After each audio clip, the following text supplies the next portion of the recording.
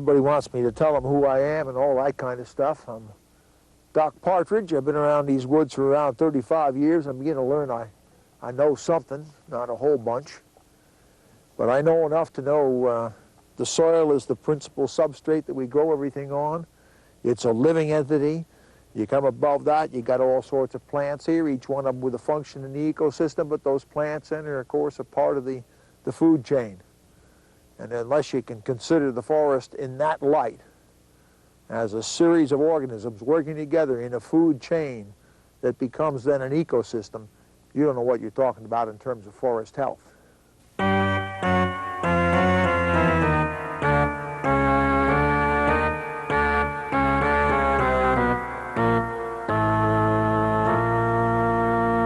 Unless you have those fungi and those insects that cause that, quotation marks, disease or insect infestation, you don't have replacement of biomass in the ecosystem.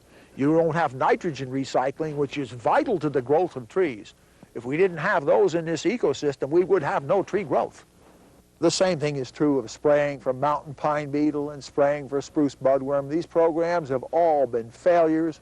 We're only considering timber when we apply those management systems. You apply a chemical to a system and you're paying no attention to soil structure, you're paying no attention to hydrology, you're paying no attention to birds, or anything but that destructive entity, the one that's working on the tree.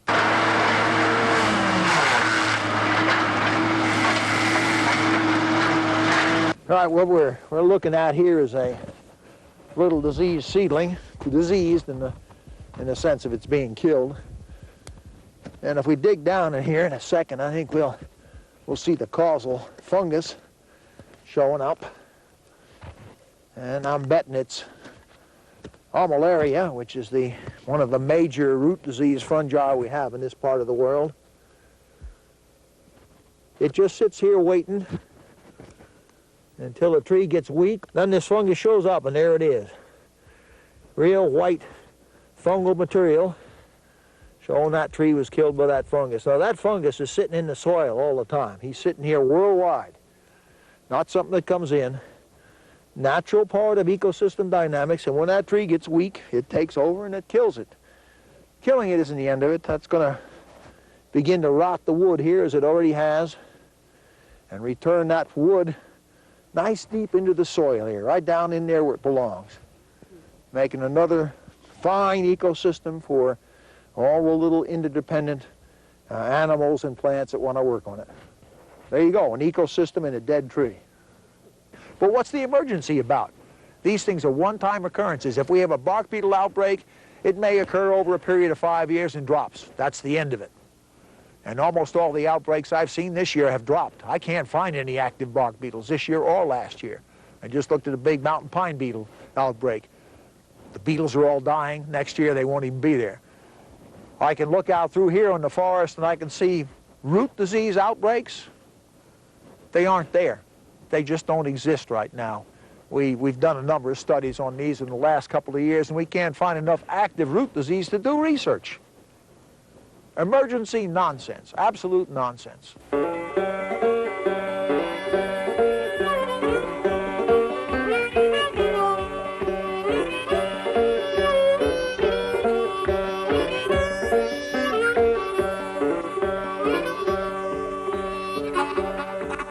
Got a job to do, never mind review, never mind the law right now. Got a job to do, we know what to do, the law is in our way. So kiss the law goodbye, kiss the law goodbye.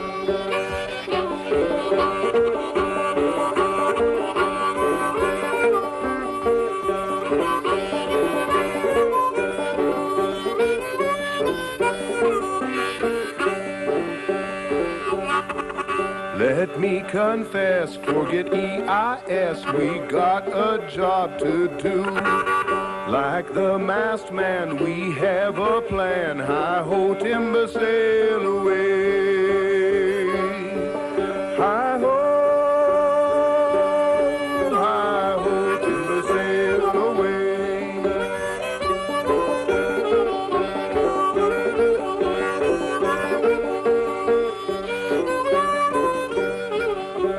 a job to do, never mind review, never mind the law right now.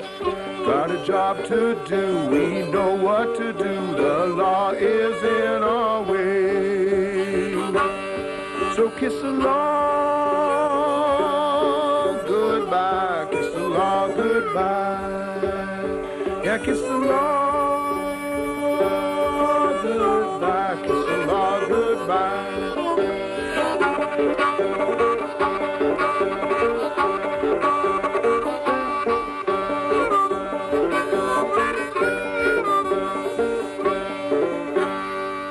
The thinning I see expounded in television ads and the thinning I see expounded by the Forest Service says we're going to come out and take the merchantable material out, and then later on you guys can come in and thin it. All of the emergency programs that we've had over the past, I don't know what I say, 40 or 50 years have been almost utter failures.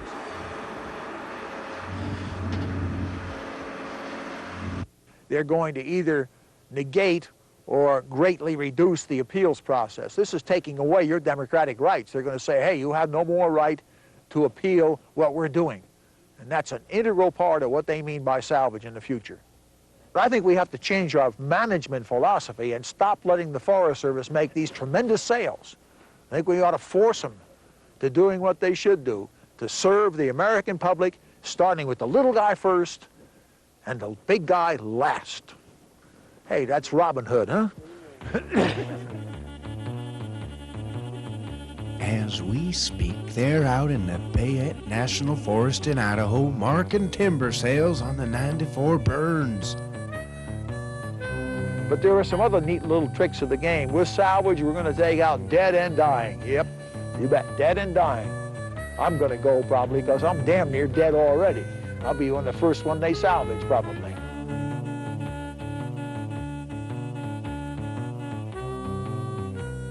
They're doing the same thing in Yak, Montana. There are just as many, well, there are a great many more insects and fungi working in this ecosystem to make it work, as there are those few that cause what you call damage, all right? Disease is a normal part of every ecosystem. It's a normal part of you. You grow up through your lifetime going through one disease after another. And at a point in your life, you're going to die from some disease, no matter what it is. It's a part of nature. Out here, the same thing is happening. You are no more at an emergency than is the forest. If you're not out there watching your backyard, the U.S. Forest Service, well, they'll be out there doing it for you. What makes you so damn important that you can take those trees off and pay no attention to the future in the process of doing it?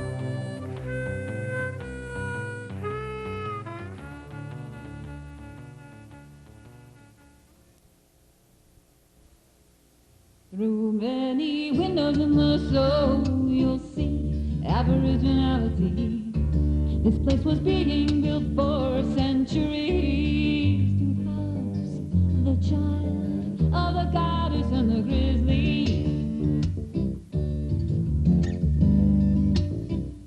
To find you is to reclaim destiny. We must travel between worlds. Without you there is great loneliness. Nowhere to live, nowhere for spirit to live.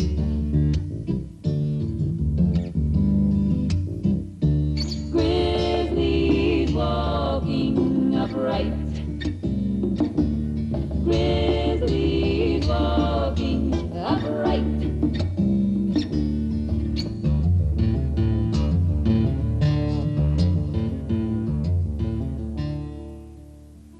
The largest roadless forest in the lower 48 states is under siege by the United States Forest Service.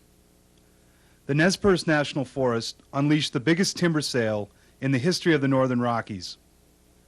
This 6-year project involves punching in 145 miles of new roads and removing 81 million board feet of timber, enough to fill 26,000 log trucks.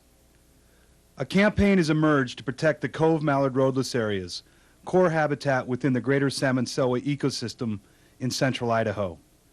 Cove Mallard is the unprotected link between the River of No Return, the Gospel Hump, and the Selway Bitterroot wilderness areas. Cove Mallard area is within the heart of the greater salmon-selway ecosystem. In fact, it's within the central core of the ecosystem that harbors the largest remaining tract of virgin forest left in the 48 states. By the largest tract of virgin forest, I mean the largest area of intact primary forest that's never been logged. It's a huge area. It's absolutely tremendous. The greater salmon-selway encompasses about, I believe it's 40,000 square miles, or an area about the size of the state of Ohio. About 11 million acres of unprotected national forest wildlands are within the salmon-selway. 20% of all of the unprotected wildlands remaining in the national forest system. The topography of the salmon-selway is complex. Vertical relief is great, and local climates vary radically. This diverse jumble of climates, soils, aspects, and topography creates a diverse mosaic of biotic communities that is unsurpassed in temperate North America. Here is the big wild, the sprawling sea of unbroken coniferous forest, broken occasionally by grassy river breaks, streams, meadows, avalanche paths, outcrops, and talus, draped over the contorted landscape.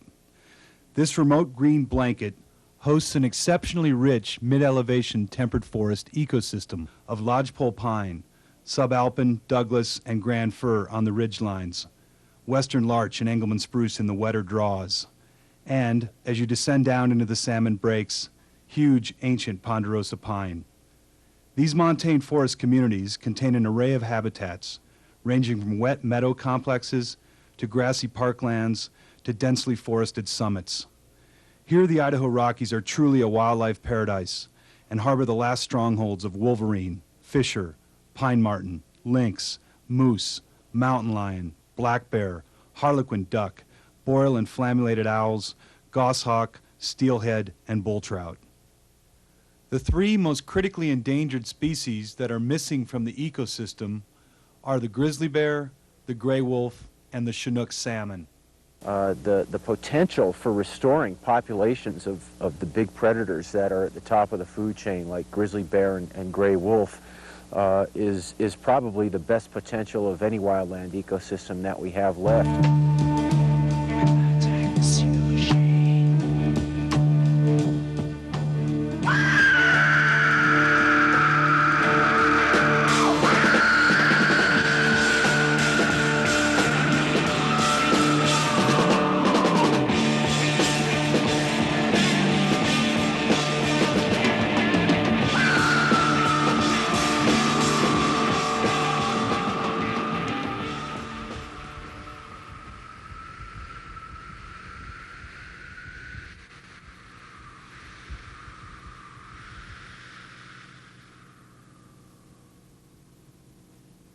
200 clear cuts are planned in Cove Mallard's 9 major drainages. At the end of 1991, after all administrative appeals were dismissed, the Forest Service started building 145 miles of logging roads to access the timber sales. 2.5 years later, 18.5 miles of road have been completed in the Grouse and Noble Creek drainages, and the Grouse timber sale has been logged. The Noble timber sale is scheduled to be cut in the summer of 1994. This culvert is half buried by the sediment. Sediment which is coming from this road cut, which, as you can see, has completely collapsed into the stream bed. Look at how deep this is. It's just sand that washes down off the surface and eventually into Noble Creek, which is probably bull trout habitat. Due to intensive road building and logging within Cove Mallard, the fate of the Chinook salmon, steelhead, bull trout, and West Slope cutthroat trout are in jeopardy of extinction. Water quality is essential to maintaining healthy fish populations. Forest communities are not only threatened by fragmentation from roads, but also from regeneration failures. Due to the Idaho batholith, a granitic formation which produces steep topography and fragile soils, trees grow very slowly here. In fact, it's an evolutionary miracle a forest can grow in such conditions. The Cove Mallard timber sales are a prescription for disaster. Oftentimes, particularly in the habitat that's being logged in the Cove Mallard area, a 9 or 10 inch lodgepole pine, 9 or 10 inch diameter lodgepole pine, might be close to a century old. A lot of these sites aren't going to regenerate, but even when clear cutting occurs in a place where the regeneration of trees follows, what we don't have is the regeneration of a complex, diverse, evolving native forest.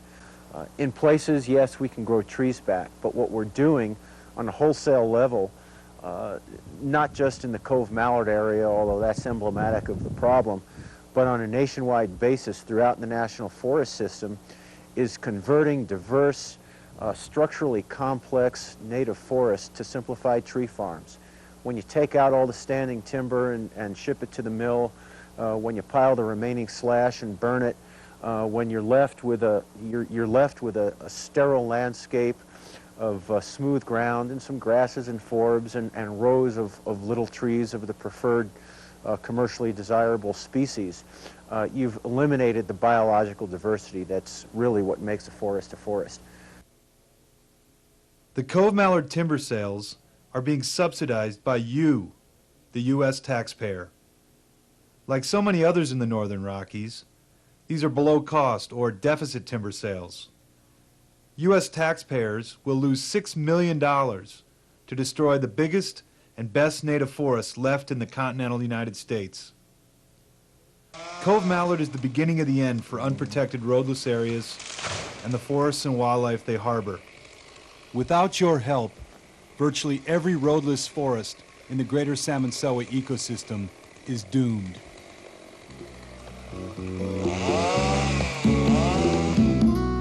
Read it in the paper today, we'll sacrifice the birds for someone's job and pay.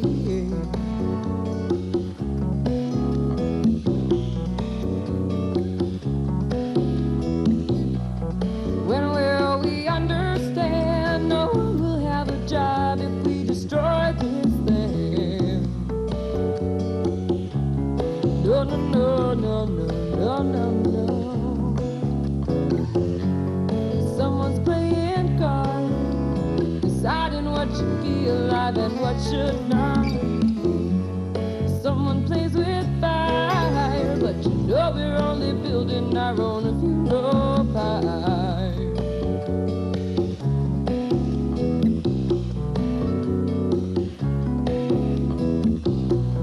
How can we sit here intellectualizing when we know what's happening is wrong? Causing mass extinction while doctors use machines on human lives to prolong. Someone's playing cards, deciding who should be alive and who should not.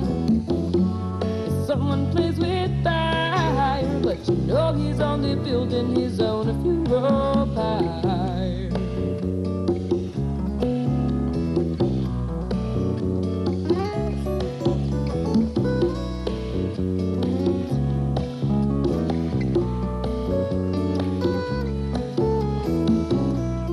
In my mind I cannot see the sense of global suicide for the few who live in luxury. Perhaps it's up to you and I to save this world. We'll have to put up one hell of a good fight. A good fight. And we have a voice and bodies that are strong as the mountain. Yes, we have a choice, part of the destruction or do something to defend the earth. Defend the earth, do what you can, do what you must, but just do something to defend the earth. Defend the earth, do what what you must, but just do something to defend the earth. Defend the earth. Do what you can, do what you must, but just do something to defend the earth. Defend the earth. Do what you can, do what you must, but just do something to defend the earth.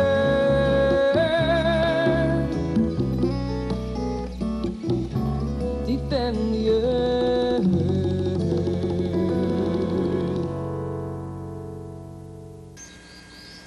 Well, this is the edge of the 20 acres that we bought. We're in the national forest part of it right now.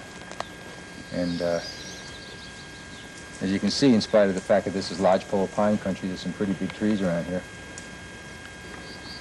And the Ancient Forest Bus Brigade is here for one reason and one reason only, and that's to keep them from chopping into this area, which is the salmon-selway ecosystem. Last summer, forest activists from around the country converged on land bought by the Ancient Forest Bus Brigade within the Cove Mallard timber sales. Our 20-acre inholding shall be a welcome center where activists can learn about environmental issues and study the philosophy and principles of nonviolence. There will be a core group that stays on the land to create and maintain an infrastructure for the education of concerned citizens about the ecology, background, and politics of Cove Mallard and other roadless areas. What we have is a community that encompasses a number of talents and a number of highly educated people. We all have our areas of expertise. I am a nonviolence trainer. I give trainings in nonviolence and peacekeeping, and I do individual counseling. I have a lot of experience in nonviolent campaigns. People come to me to help get oriented in camp, to find their niche, to get plugged in, to get going. We also are planning to do some restoration work around here. It's an old mine site from the Comstock mine back in the 20s. And so there's a lot of tree planting and some restoration work that could be done. And we want folks that would be willing to give a hand in that. A lot of gardening, just normal homesteading stuff. We need help doing that. People want to come out to have building skills. You know, we'd love to see you come around. And we also want to try and network and get together so people can take back to their bioregions, you know, some of the things that we're learning here and some of the things that we're trying here. I think maybe the most important metaphor that might help you grasp this is that people come in and they go out in the woods, and some of them have never been out here before. They've got their map, they've got their compass, but what they really need is a guide. So there's somebody who walks in front and guides you through your first bushwhack. In this community, we try to live without a hierarchy. We try to live with total respect for one another, and we look to one another for guidance. Cove and Mallard are the first major roadless areas to be opened up in the Northern Rockies.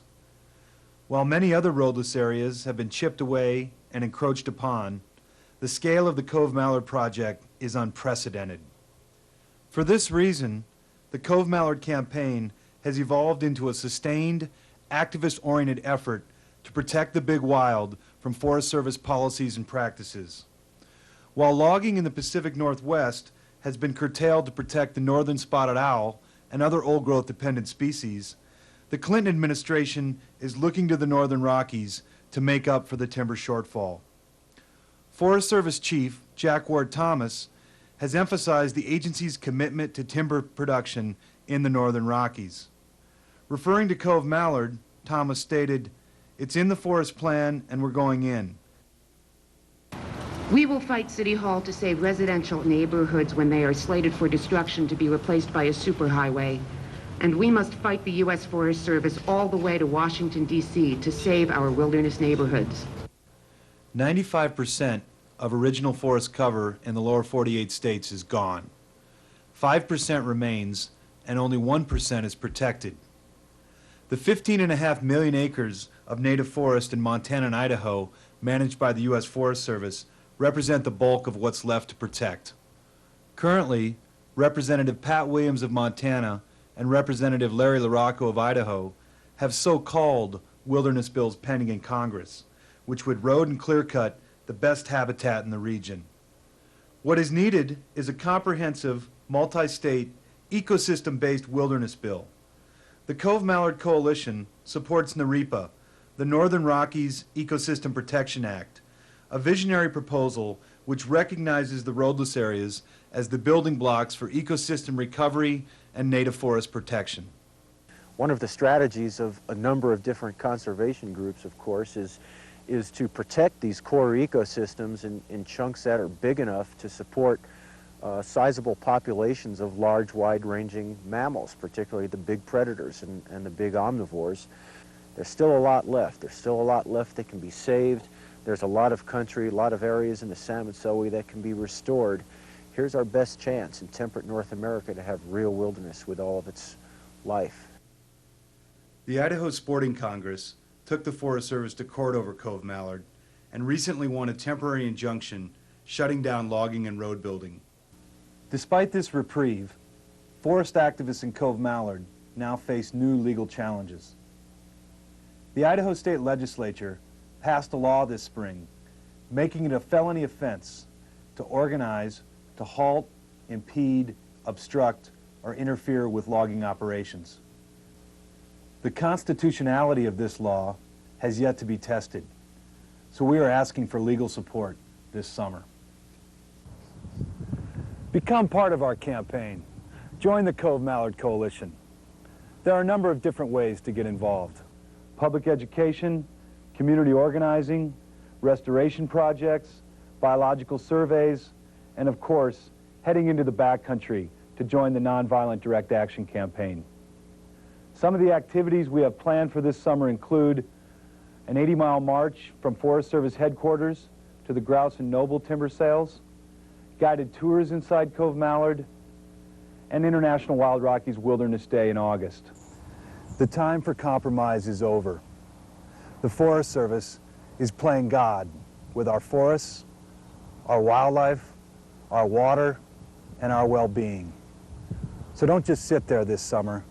Come to Idaho and defend the big wild. Hey, hey, hey, hey, hey, hey, hey. Through many windows in the soul, you'll see aboriginality. This place was being built for centuries to house the child of the goddess and the grizzly. The Forest Service is basically an outlaw agency with only one rule in mind, and that's to get the cut out, no matter what the cost. We've got to stop them here in Cove Mallard if we stop them anywhere, and we've got to protect the greater Salmon-Selway ecosystem. To find you is to reclaim destiny. We must travel between worlds. Without you there is great loneliness. Nowhere to live, nowhere for spirit to live. It's the last biggest wilderness left to save. There's none as big as this in the lower 48 states left.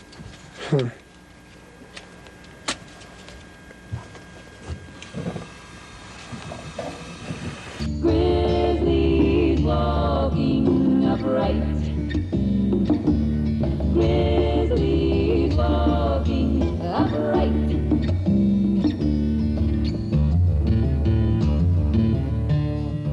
I think we can have salmon back. We can have wild salmon runs back, but we're going to have to begin thinking in terms of taking out some of the dams, of dismantling some of these dams and restoring river habitat.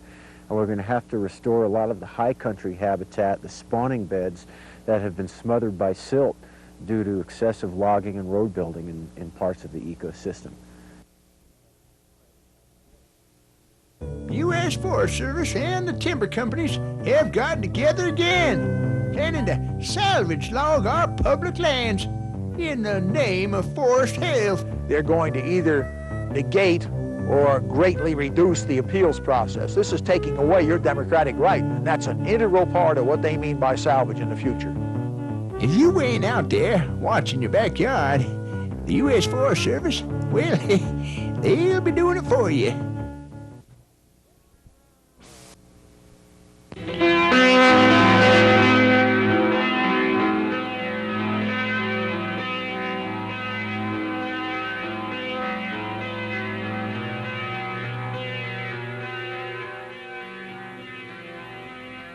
Something is happening to your national forest. On the slopes above Overwitch Creek, in the headwaters of the Bitterroot River in western Montana, the trees were cut down, then the mountainsides collapsed. How did this happen? Was it the road building? Was it the clear cutting? Was it the deliberately set fires? Who did this? Was it the Forest Service? Was this done with your tax dollars? We met with the Bitterroot National Forest Supervisor, Steve Kelly. He declined a video interview, but did give us the official Forest Service incident summary, stating, "An intense rainstorm on June 25, 1992, caused severe erosion in the channels of 4 tributaries of Overwitch Creek, from the headwaters located in the Overwitch II burn to the confluence with Overwitch Creek. Sediment from the tributaries flowed directly into Overwitch Creek and through Painted Rocks Reservoir into the West Fork of the Bitterroot River. Preliminary findings indicate that a large percentage of the fish community in the lower 5 miles of Overwitch Creek may have been destroyed. According to forest watershed and soil specialists, clear cuts and roads did not cause the Overwitch incident or contribute significantly to the eroded material.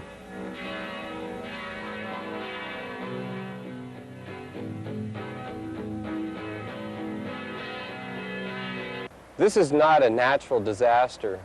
The Forest Service made a series of high-risk management decisions that led to this catastrophe. First, they built roads into this steep roadless area to get up into some of the last untouched forest for the purpose of cutting down the trees.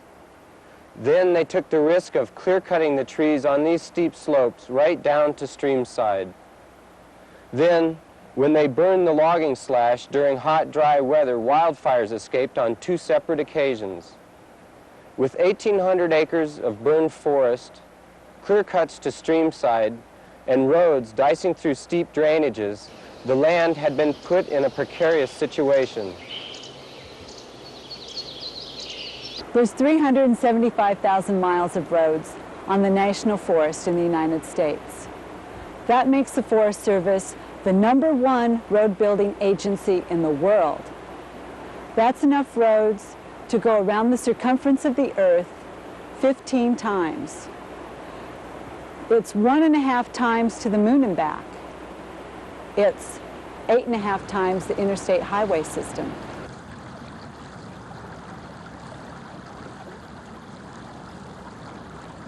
These burns that we see today are a result of the Forest Service.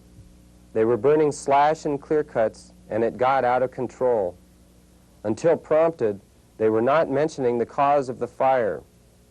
If a member of the public were to start a brush fire in their backyard and it got onto national forest land, they would get a bill to pay for the firefighting and rehabilitation of the land. In this case, the taxpayer foots the bill. It takes at least 10,000 years to build up soil that can sustain a forest. So soil is not a renewable resource. 10,000 years of evolution of soil is heading downhill, along with boulders 3 feet across and trees 100 feet long. Suspended in the water, the clay, silt, and sand kept moving, hit the creek, and killed the fish. 100 miles downstream, the silt has reached Missoula. From the Clark Fork to the Columbia, it will reach the Pacific Ocean. The Forest Service has broken the law here. The National Forest Management Act mandates that there are not any practices permitted on the national forests that change the water temperature, the chemical composition, the flow, the sediment load, or fish habitat.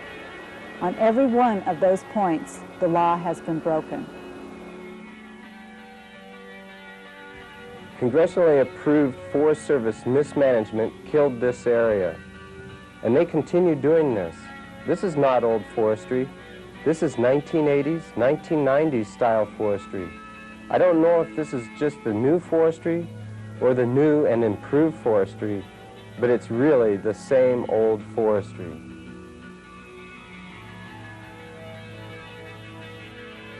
When the Forest Service punches roads like this into previously wild areas, they're no longer available for wilderness designation. Is that why the Forest Service is in such a road-building frenzy?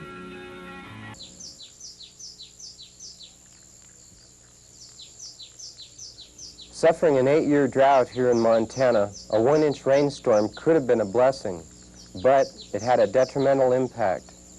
It doesn't take a scientist to recognize that water will follow the path of least resistance. We are right in the middle of the catastrophe. There are eroded drainages on both sides of this, and yet this drainage is still intact. That's because it hasn't been under Forest Service management. This is indicative of what it would have been like with this 1-inch rainstorm on a natural forest. There would not have been a catastrophe.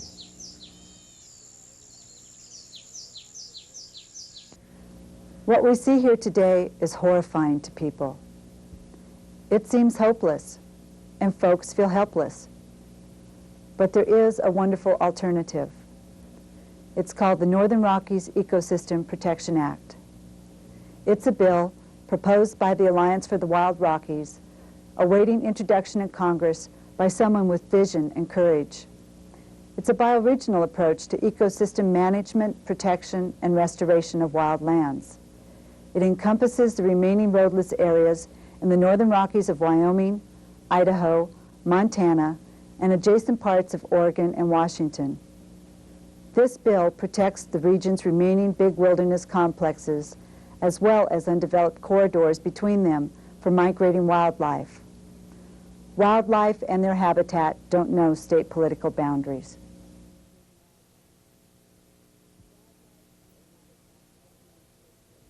Overwich is not an isolated situation. The Forest Service is road building, clear cutting, and burning on every forest in the United States. When will this happen in your backyard? They sawed the right-of-way for the road, and then they came in and they sawed the trees out of the clear cut. And then when the fire escaped, they sawed the fire lines, and then came the sawing for the fire rehabilitation. Now they come in with saws to attempt to patch up the catastrophe. So basically, that's the Forest Service's main tool, the chainsaw. It seems to be their answer to all the needs of the forest. And they're still out here sawing. The wild trout fisheries of Montana are world class. The habitat that supports that world-class fishery is on the national forests and the public lands for the most part.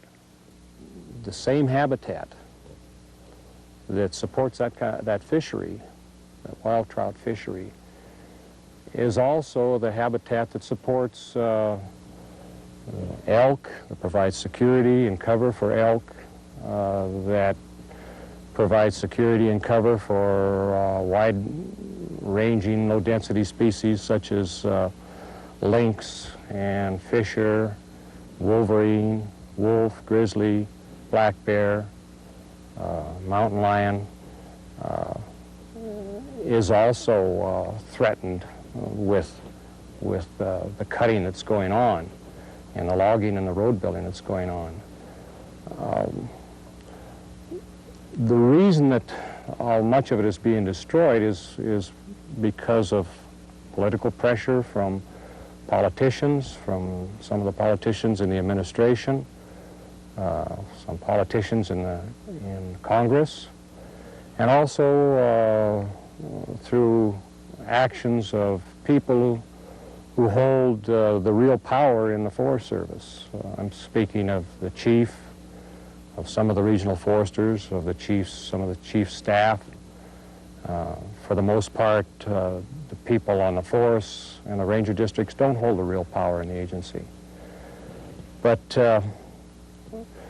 these people that I mentioned are breaking the laws that govern the administration of the national forest.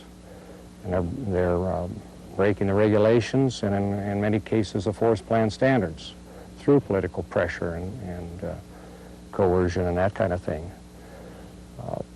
We all can do something about it. We can and should write to our congressional delegations and ask that an independent group of scientists be appointed to make a special investigation of the administration of the national forests in the northern Rockies. You can also support a bill that hasn't been introduced yet. It's in writing, that would protect all the remaining RODOS lands. I believe that bill is called the Northern Rockies Ecosystem Protection Act. It's up to all of us as Americans. We have a right and an obligation, actually a duty, to protect the natural resources of this nation from destruction.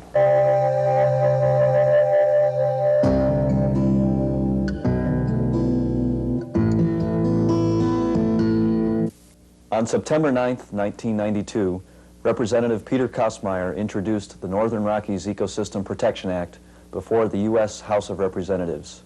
Contact your representatives and support this visionary legislation. For more information on the bill, contact the Alliance for the Wild Rockies.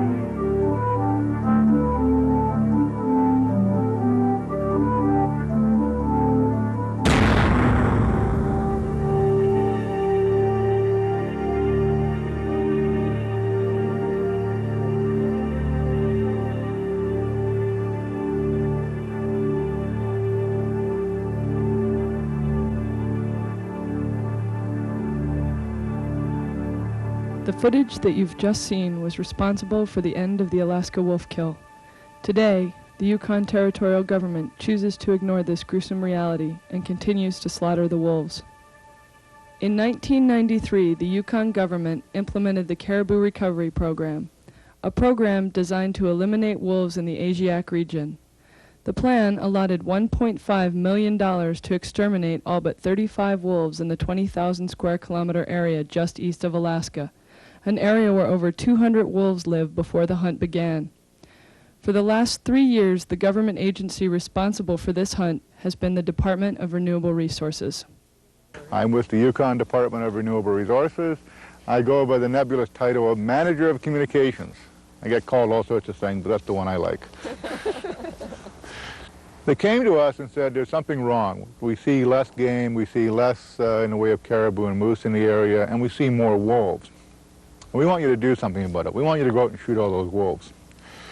And we said, well, wait a minute. We're not really going to do that right away. We'll have to check this out. And it began to appear more and more that the herd would continue to decline if something was not done. And we determined that the predator-prey, if you will, was a little bit out of whack.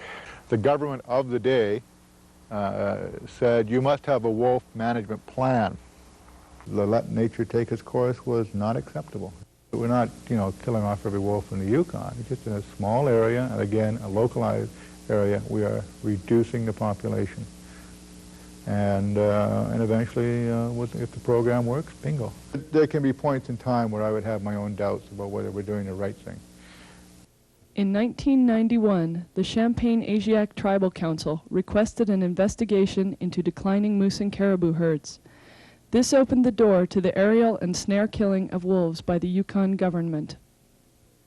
We've been supporting it. All our people are supporting it. We call our clans a crow and a wolf system, but it's not really the wolf that we're talking about or the crow we're talking about. And I feel that the leadership up here has lost connection with the people. People meaning, I mean the grassroots people, people that still believe in our traditional way, and that people that still have respect for the land and all life, not just the caribou. There's the wolf clan and the crow clan, the two major clans in the Yukon, and when you're from the wolf clan, as I am, those are our grandmothers and grandfathers.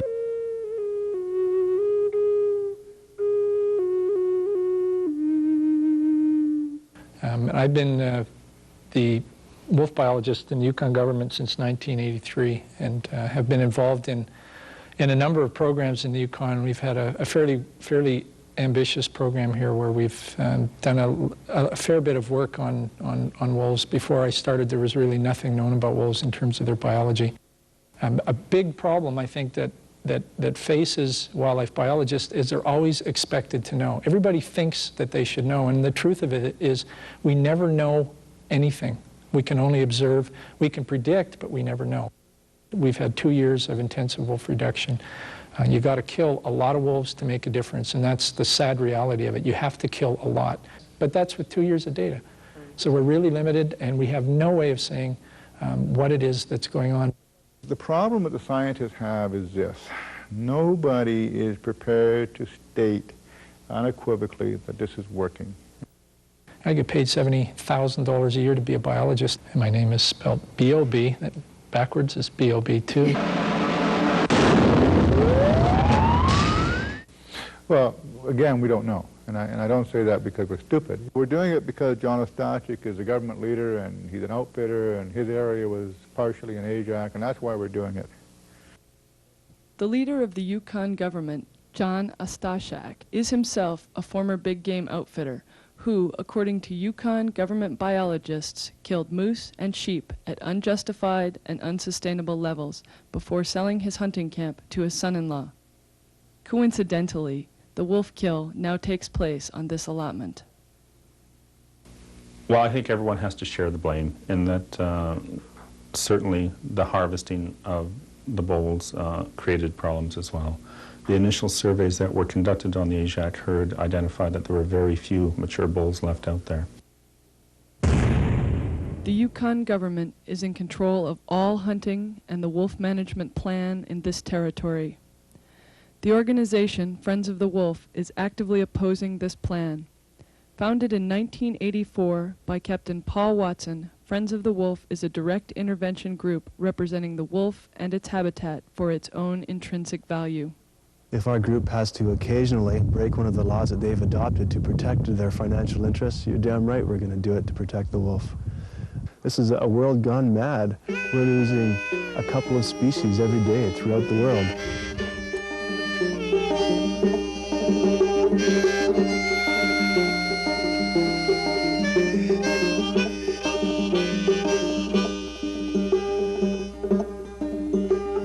All things bright and beautiful, all creatures great and small, all things wise and wonderful. Friends of the wolf, aren't we? all.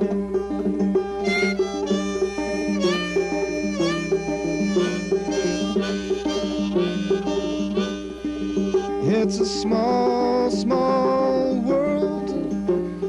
Can you hear us howl?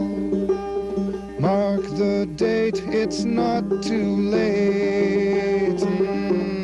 Friends of the wolf, aren't we all? Friends of the wolf, aren't we all? Friends of the wolf, hear the call.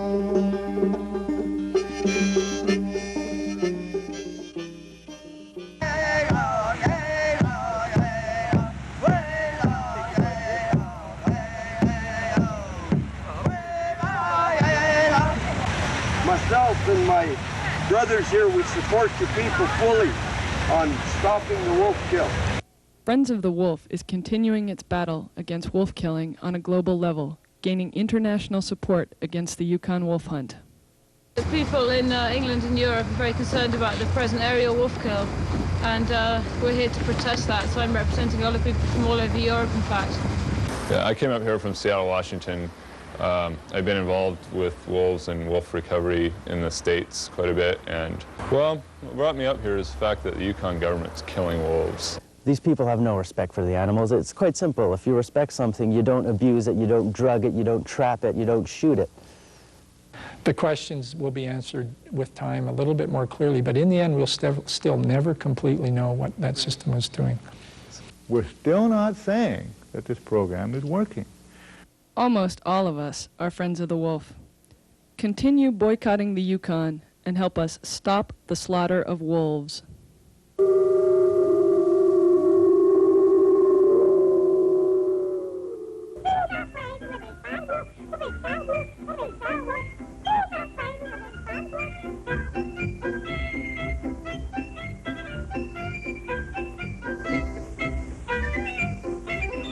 You got to kill a lot of wolves to make a difference, and that's the sad reality of it. You have to kill a lot.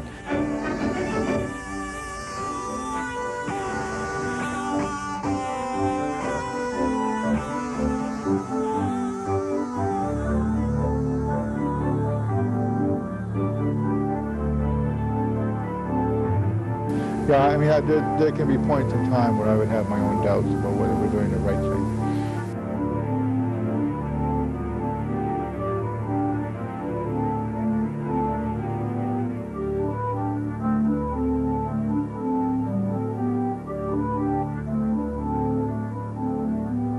Basically, I see the survival of the wolf as a survival of the spirit of wilderness and all things wild.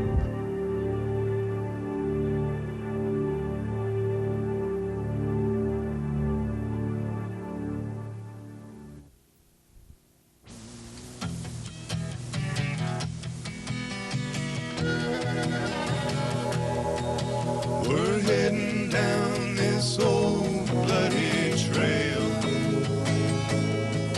We're heading down this old bloody trail. We're heading down this old bloody trail.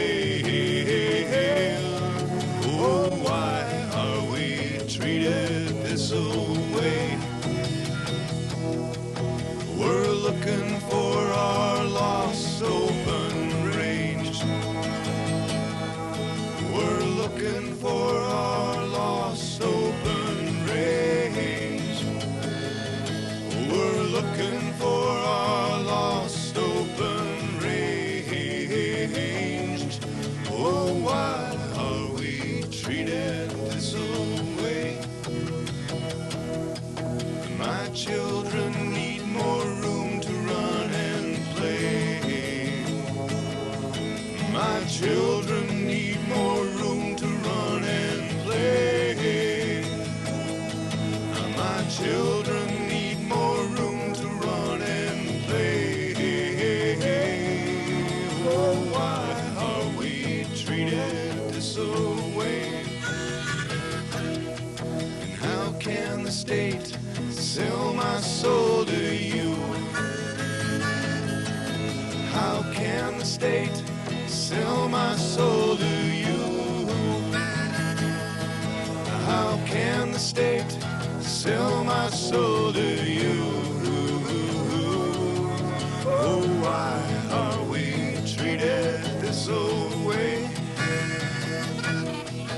Goddamn this shooting gallery. Goddamn this shooting gallery. Goddamn this shooting gallery. Oh, why are we treated this way?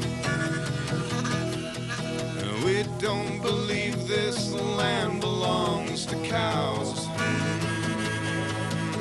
We don't believe this land belongs to cows. No, we don't believe this land belongs to cows. So why are we treated this way?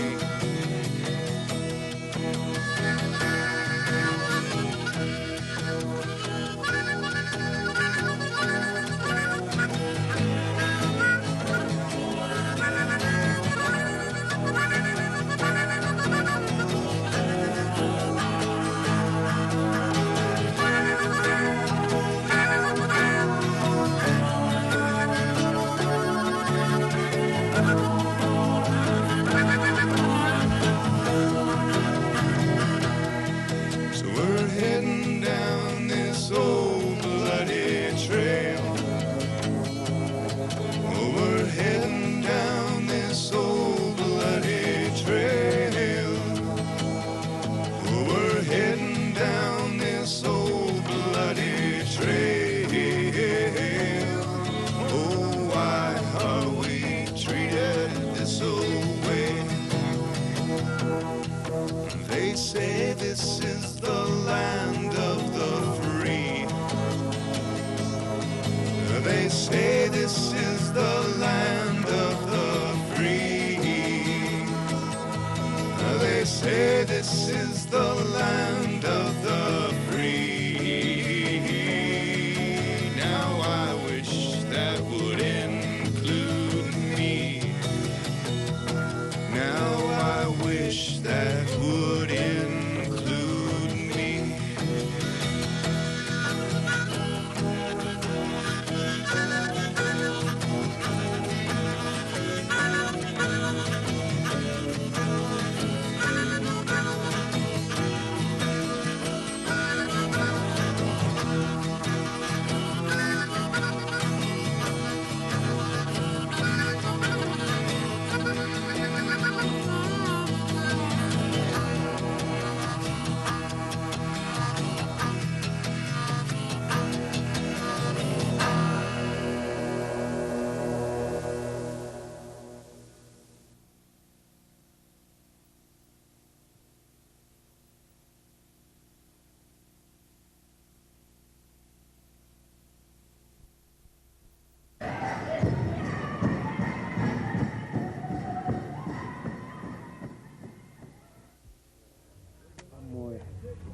Tänään ahkiisuomu.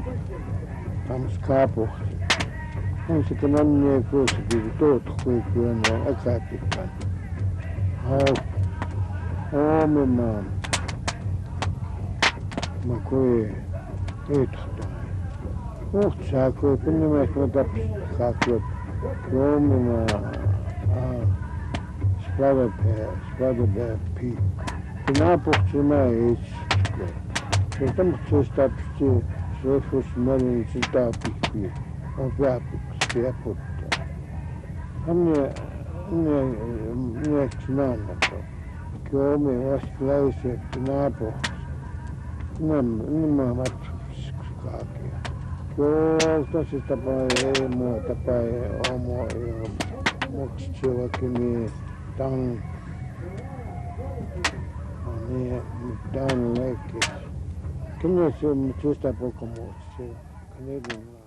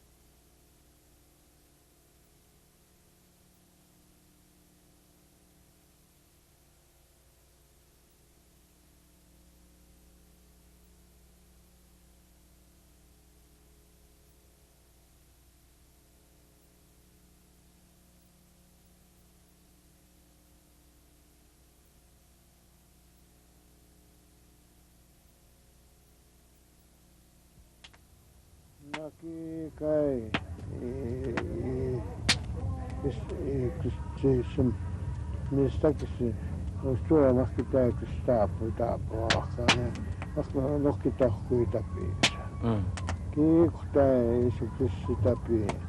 Aamuksi kaattu juukaa. Mistakes. Matahuissa se tuovaksi. Auto ja skuut kai. Kenno katamista tuomiaksi. Mahkanoit siis. Kanoit saa kaikki tapaa. Kaikki tässä skuukia vaan pituksi stuukkiiksi. Johka lauttoit siis. Kostami isä skuukia on. Samoin matakatsi tohkutsi. Ei sitä päivä on mihin kauppaa tsikkääkin opi. Kahtsi kaakkiakois. Johtohko nääpunista pikka muutamaa. Matsukaa pyöt. Kimikkaa puikka maaksi. Maakitaan se on mitä kinäkitski myönnit siskoon. Mutta mahkita pyöt. Matsukaa pyöt maksii. Maki tunnetaan. Kaukistus määni eteenpäin. Anna maailmasta itäpi niin kuin. Haukin nyt on mennään, niin hakstama on inni ja matak. Kun se on se päätä piipinnan. Minnissikin mua ja aamuja. Tahkuu.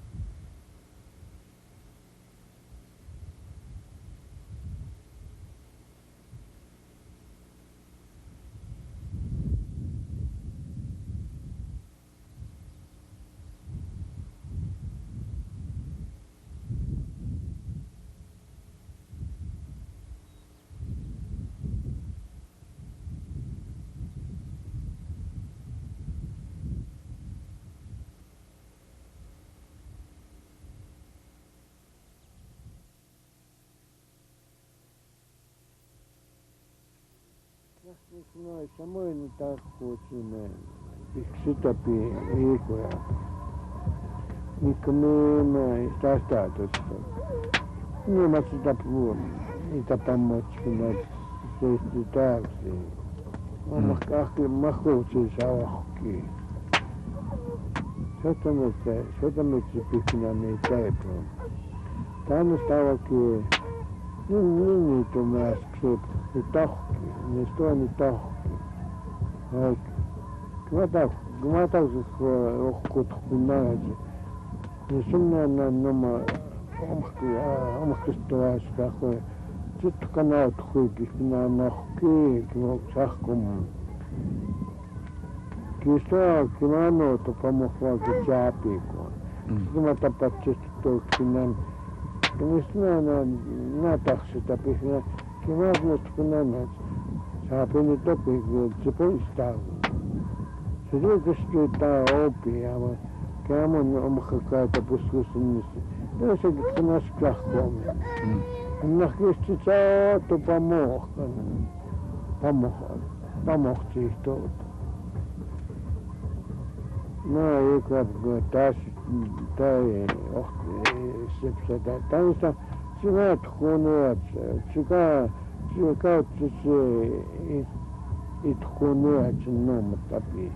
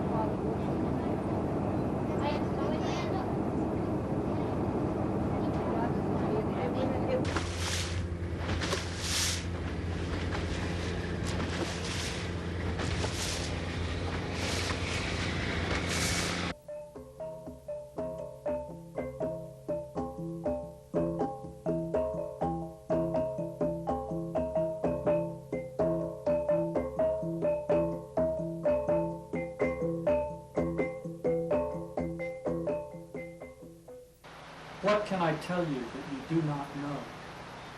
That sitting here, home in Montana after 2 years away, Borneo is a dream of green, of insects honking like car horns, of rain like cataracts, of beautiful people who put a hand into yours as if placing the world's last butterfly, fallen and dazed, back on a leaf.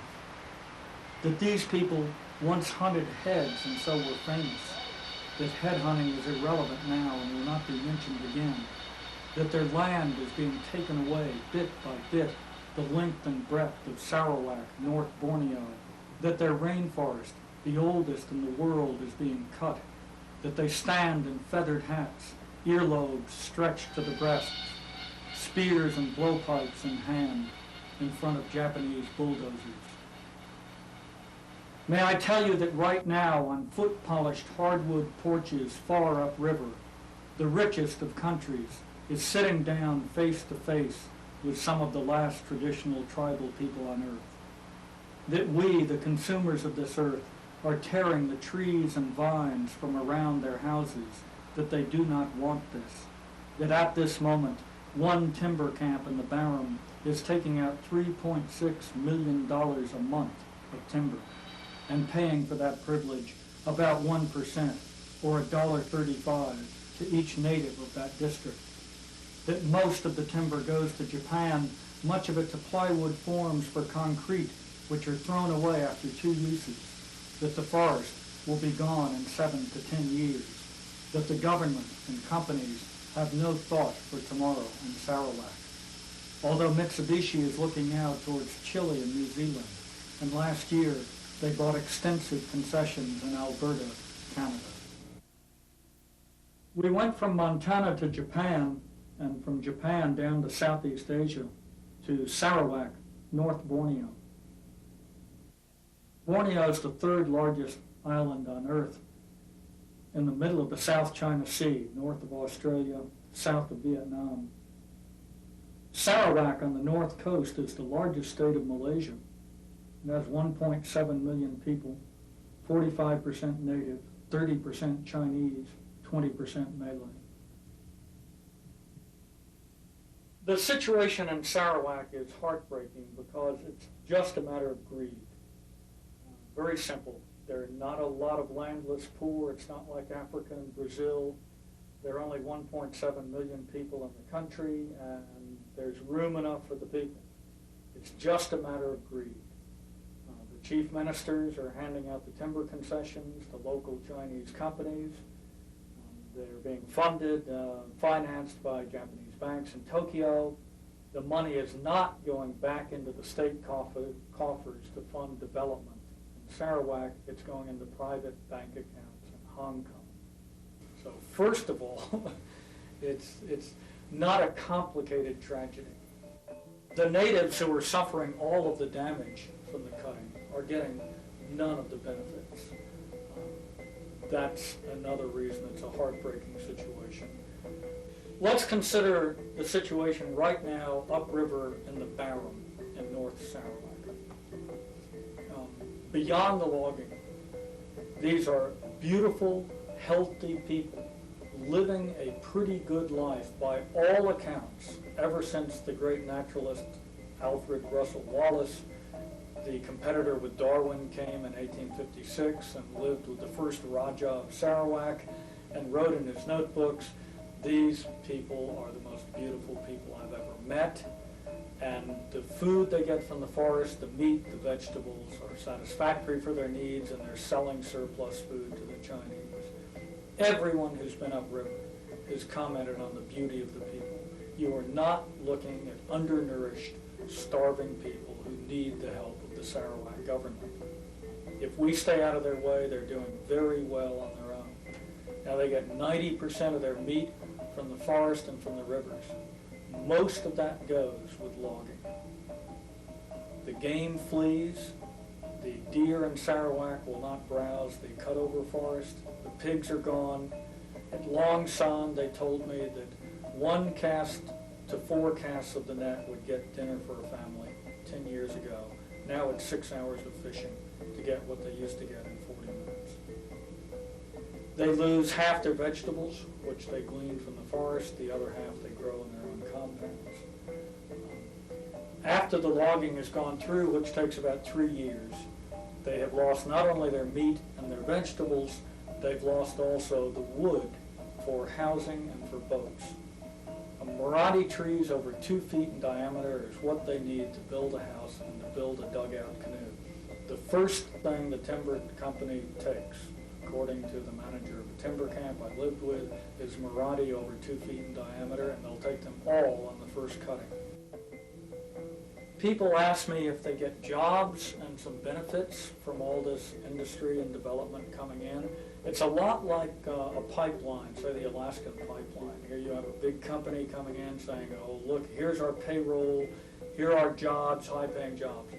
But in fact, of course, the guys with the high-paying jobs are from Tulsa, Oklahoma, and came up with a pipeline company. And the few people they hire from a local village they're moving through are doing low-end work for a short period of time. It's exactly the same in Sarawak.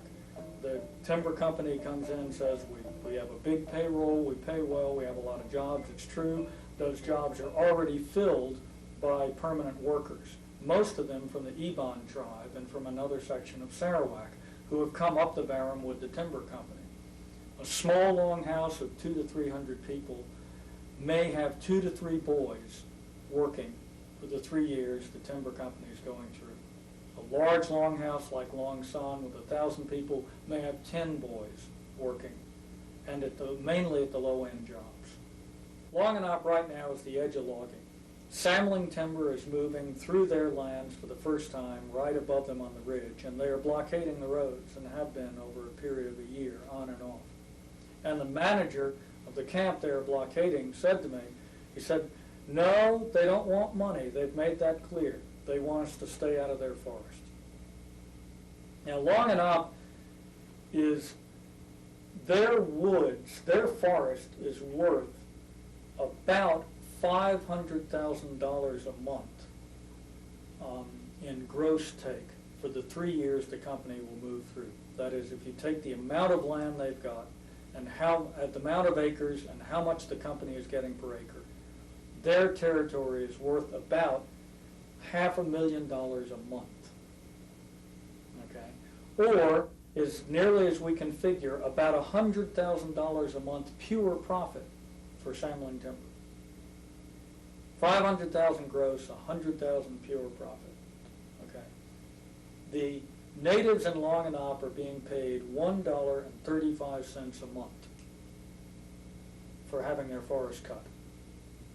But the headman is getting $115 a month in bribes.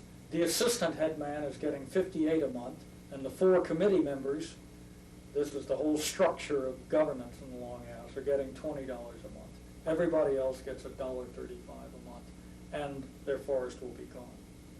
It's really, the situation in Sarawak now is really similar to that of the Native Americans, the American Indians in 1870. The trees are the buffalo. By taking the buffalo away, we took away their economy. We brought the Indians to their knees. They had no other sources of income. They were suddenly dependent on the government. They had to come into the reservations where they could be controlled. Exactly the same in Sarawak. These people have been living wild and free, as we would describe it. They've been living very well, we know, for at least 100 years, because we have the accounts of Europeans visiting them. The forest is the source of all their economy, culture, and religion, just as the buffalo were to the Plains Indians. We are taking away the trees, and that will bring them to their knees. They will have to be in a cash economy, in a cash world. They will be under the control of the government, and indeed they'll be on the welfare rolls of the government. And they will have no way of producing cash in a cash economy, especially since Sarawak is not modernizing. It's simply sending the money offshore.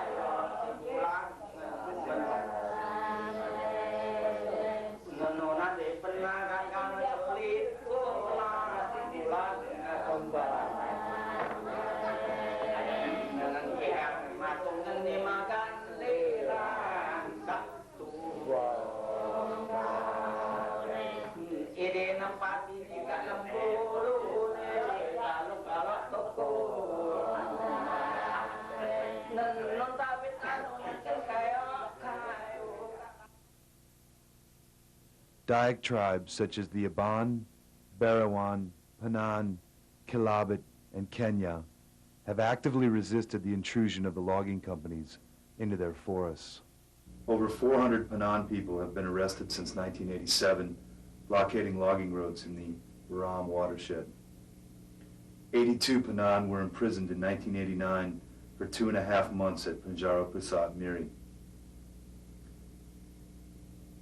In June 1991, there were over 500 natives blockading at Longajan, despite threats from the police and army to dismantle the blockades.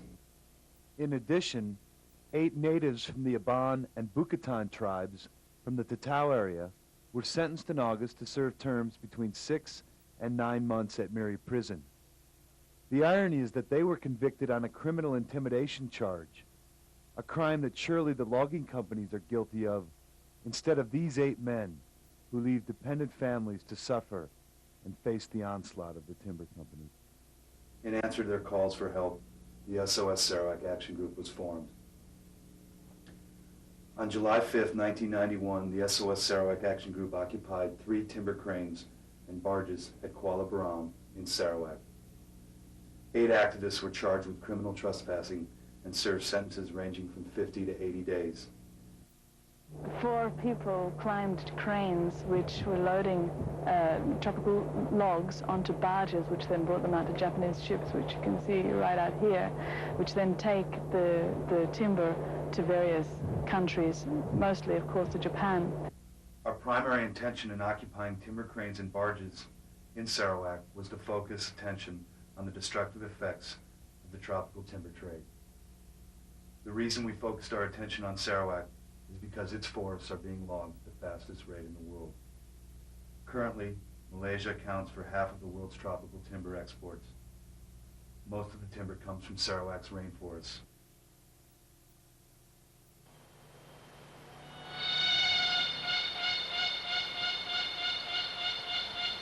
We would like to stress to the media, international institutions and governments, and all planetary citizens that the island of Borneo, its dazzling forests, its plant and animal communities, and the wisdom and knowledge of its indigenous peoples represent a worldwide treasure which should be respected by the governments entrusted. The biological and ecological value of forests for the entire planet and the global consequences of deforestation transcend political boundaries and short-term economics. The SOS Sarawak Action Group feels a responsibility that goes beyond nation states.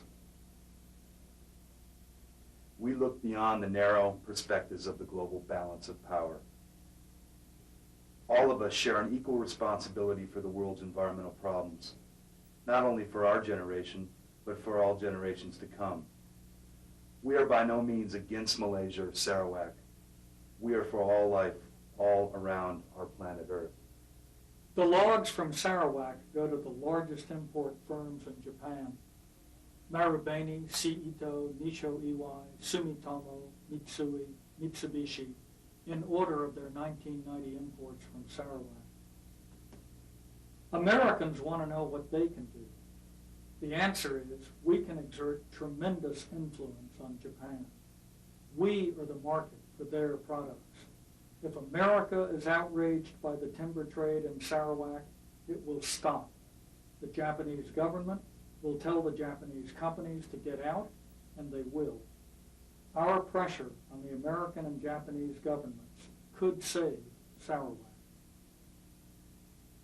You can do 3 things to protect the rainforests of Sarawak and the indigenous cultures. First, consumers have a responsibility not to buy tropical timber from unsustainable sources, be it from Sarawak or any other country in the world. Make sure you know where that wood is coming from. Ask before you buy. Secondly, citizens from around the world must continue to pressure their own governments and their own governmental agencies to ban the importation of tropical timber. So whatever you can do, letter writing, lobbying. Thirdly, we need more forest activists who are willing to engage in direct action. This means disrupting, agitating, highlighting the situation in Sarawak. And it's a grim situation, and we need people to act now. The situation is so urgent that another day may be too late. International direct action, thus, is crucial to raising the profile of the Sarawak campaign. We must put these issues into the forefront of governmental decision makers all over the world. So we urge willing activists to organize direct action in Japan, in North America, in Europe, in Australia, that is designed to place pressure on Sarawak to stop logging the last of their rainforests. For more information and for groups that you can contact to get more involved, we have 3 groups in Sarawak: the Sahabat Alam Friends of the Earth, the Institute for Community Education, IPK, and a new group that has just formed, the Sarawak Indigenous Peoples Alliance. In Japan, you can contact JATAN, the Japan Tropical Action Network.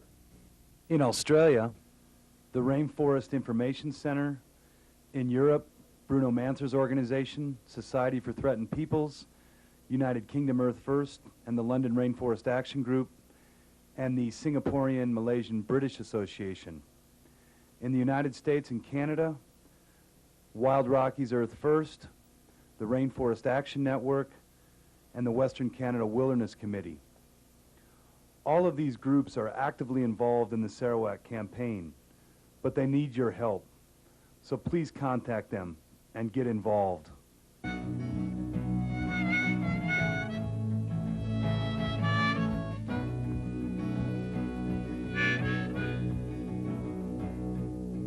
Over in Malaysia, Sarawak, they're selling trees like the mob sells crack, floating down the river to the sea to become chopsticks and tables and bullshit for you and me, yeah, for you and me. And by the way, make lots of money for the big companies like Mitsubishi, like the World Bank, like you fell in the blank. Someone's destroying the forest and laughing all the way to the bank. But the native people are hanging on, but they can't live with their forest gone. The native people are hanging on, but they can't live with their forest gone. They depend upon the forest, they depend upon the trees. Hey, wait a minute, ain't that just like you and me? And isn't it really one world, although they live across the sea? Oh, the natives are giving it what they got. They set up barricades, a cry to stop. Out in the jungle, it's really hot. With all the guns the Malaysian army's got, courtesy of Western powers, of academics in ivory towers, and corporate pukes with their minds in sewers, the GNP and good consumers. Now a bunch of people are in jail, more may go, who can tell? They tried to help the people in their plight. From around the world they came to aid the fight. Storm arising in Malaysia.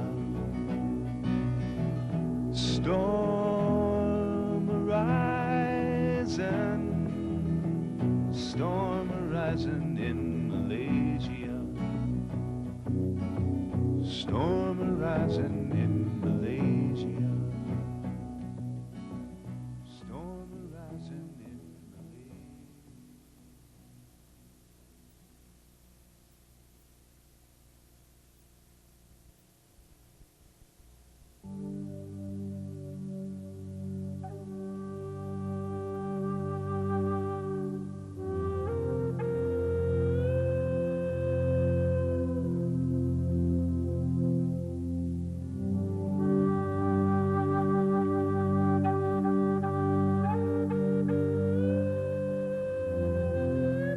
The people you are about to see and hear are all members of Friends of the Bitterroot, a grassroots group of conservation volunteers working in the Bitterroot, the Rock Creek, the Salmon, and the Big Hole drainages. Protecting roadless areas has to be the cornerstone of any overall wildland conservation policy. The Friends of the Bitterroot have been working to protect the areas you are about to see. They form a hub between the North Continental Divide, Salmon Selway, and Greater Yellowstone ecosystems. We believe and hope to demonstrate that they deserve protection. Through our involvement, they have been included in the Northern Rockies Ecosystem Protection Act, a bill now before Congress. The passage of this bill will protect these areas as wilderness.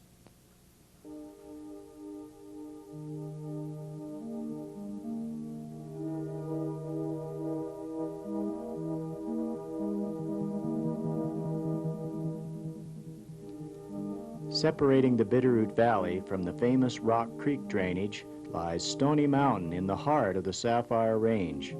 It's home to one of the largest elk herds in Montana.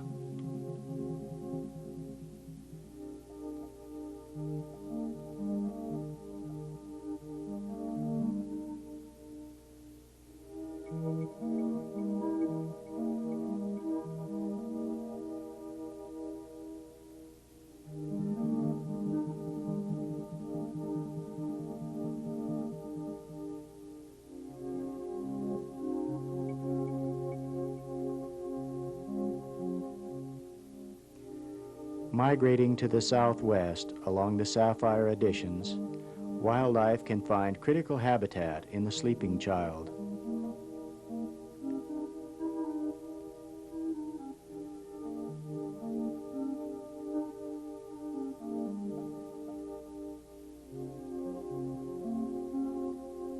An island in a sea of clear-cuts, the Sleeping Child roadless area is the last of the low-elevation old growth in the Bitterroot National Forest.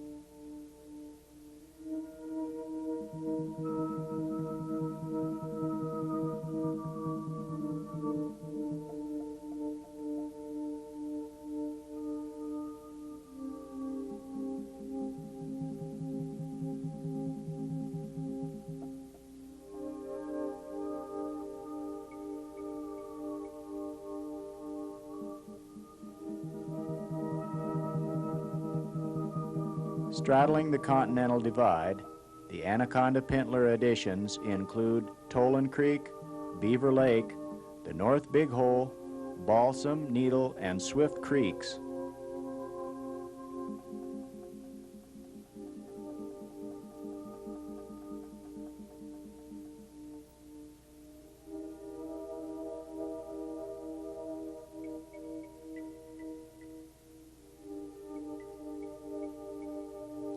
Located along the Montana-Idaho border, Anderson Mountain has been recommended for wilderness by Idaho Fish and Game, the Idaho Conservation League, the Montana Wilderness Association, the Alliance for the Wild Rockies, and Friends of the Bitterroot.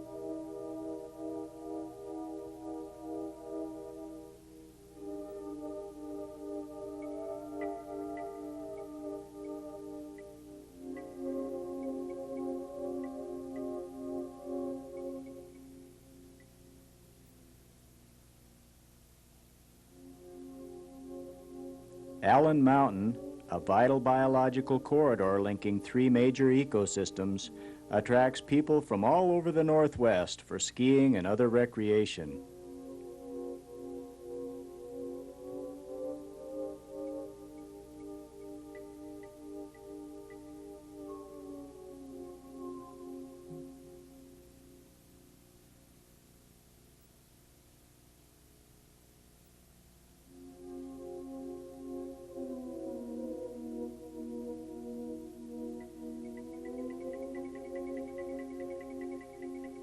Threatened by mining interests, the Blue Joint forms the headwaters of the Bitterroot River and connects the Bitterroots with the largest contiguous wilderness in the lower 48 states.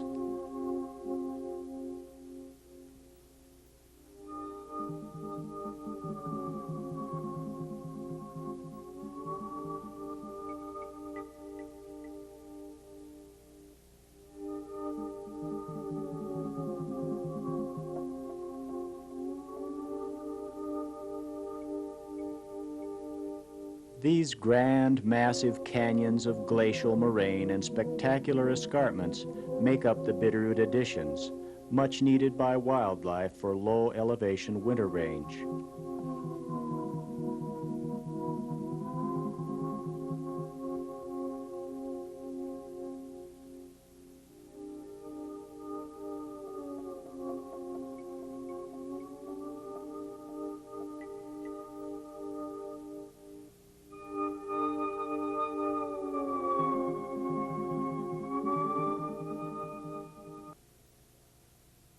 One of the major reasons that it is critical for these wildland areas to be put into wilderness is the fact that over the last 5 decades, the Forest Service has proved that there was no real protection for roadless lands under their management.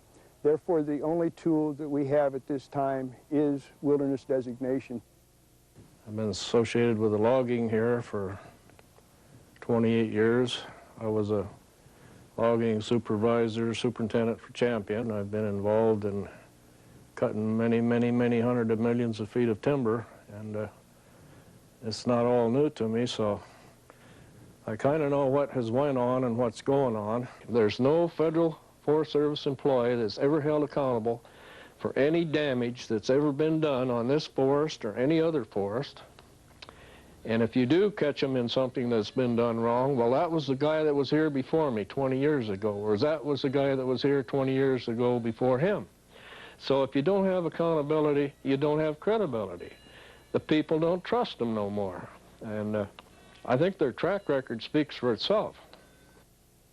Forest Service monitoring policy must be changed so that managers do not monitor their own work. Forest plans must be revised. Harvest targets must come down to sustainable levels. The allowable sale quantity in the Bitterroot Forest Plan of 33.4 million board feet is unrealistically high and can't be reached without violating environmental laws. The resulting shortfall has angered timber-dependent businesses, working people, and conservationists. They want to road up this entire national forest, and they want to manage everything that can be managed for timber. But I didn't know, I never know, or I was never told that we were mandated to create a gigantic tree farm. It's the road that causes the clear cut, that causes the access, that causes the sedimentation to our water and our fishery. The road is the #1 problem.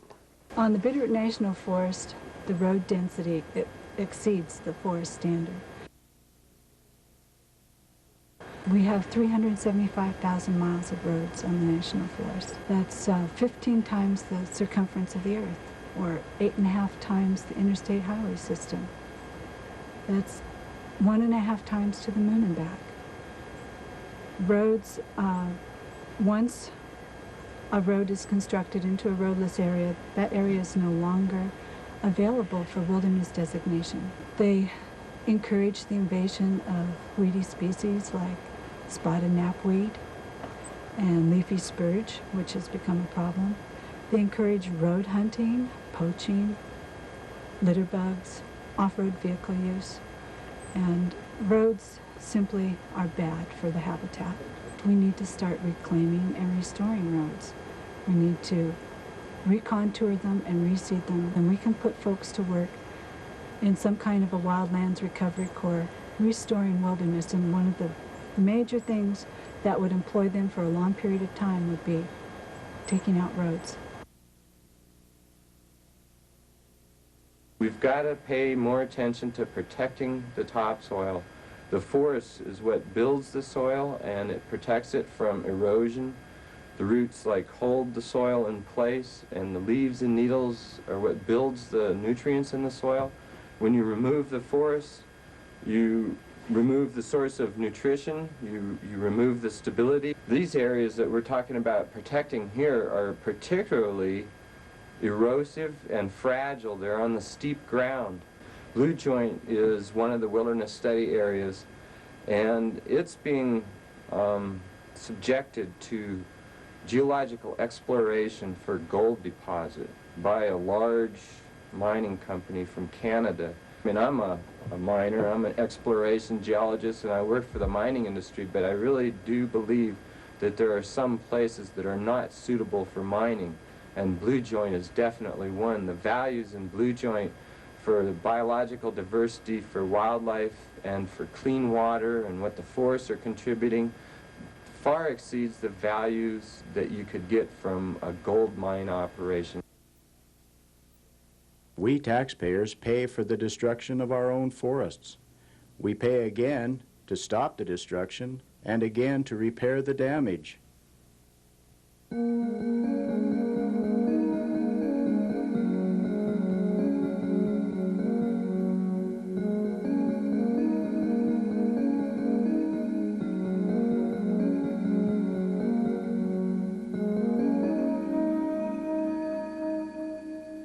In the future, what's important is going to be what we learn from nature, not what we extract from it. And in order to keep learning from nature, we have to safeguard naturalness, which is the wellspring of good ideas. There's not that much natural land left. In forested ecosystems, we only have 4% of our original forests left, and only 1% of that is protected. When we're safeguarding that 1%, I think we're safeguarding our future. Scientists will tell you that we simply don't know enough yet about these complex and elegant processes that keep air clean, that keep water clean, that hold soil on the slopes, that keep the soil fertile, and that keep a diverse array of species living and interacting and evolving. People ask, why can't we just have a very small area, put a fence around that, and that will be our repository of ideas? Well, as we know, when you fragment an area, you simplify its roster of species. We need areas that are large enough to have species evolution occurring, to be able to have, ecosystems breathe. They breathe materials and genes and nutrients with the ecosystems next to them. We've learned in the last 10 years from conservation biologists like Dr. Michael Soule and Reed Noss that what we need in order to protect biological diversity is an interrelated system of large inviolate nature preserves surrounded by buffer zones where multiple use type activities can occur in a very gentle manner, and have these inviolate conservation reserve areas connected by habitat corridors so that large mammals and other wild native forms of life can exchange genetic material on a periodic basis. And it's important to realize that habitat corridors aren't like an analogy of highways or anything like that. It's not something where you're going to have a constant stream of animals moving back and forth. Really, all you have to do to protect the genetic integrity of a population is to occasionally have an infusion of new blood into that population. And scientists say corridors need to be 30 miles wide and contain lower elevations. Isn't it time that the decisions should be based on science and not politics?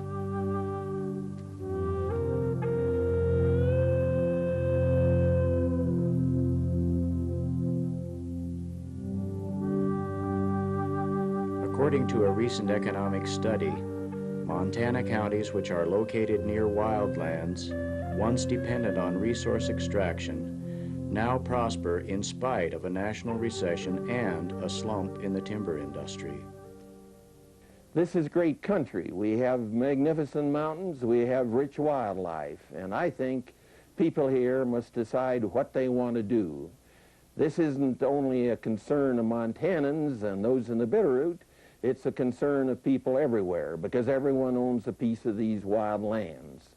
The roadless areas are few, they're remnants, they're what are left over. And now we see a campaign on the part of the major timber companies to put pressure to get the last of what's left.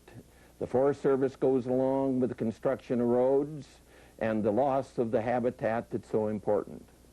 But we've got all these people with this clear-cut mentality, the same type that almost exterminated the buffalo, that are out here wanting to exploit everything we've got. Well, I'm no radical. I've been there, and I know what I'm talking about. Things got to be done right. It's not at all a radical idea to ask to save what's left. Actually, it's a very conservative idea. I would strongly advocate that these lands be set aside as part of the wilderness system. Would you like to help? Then join a local environmental organization like Friends of the Bitterroot. Write letters to the editor, your congressperson, and senators supporting the Northern Rockies Ecosystem Protection Act, House Bill 2638. Tell your friends about the destruction of your public lands. Get active.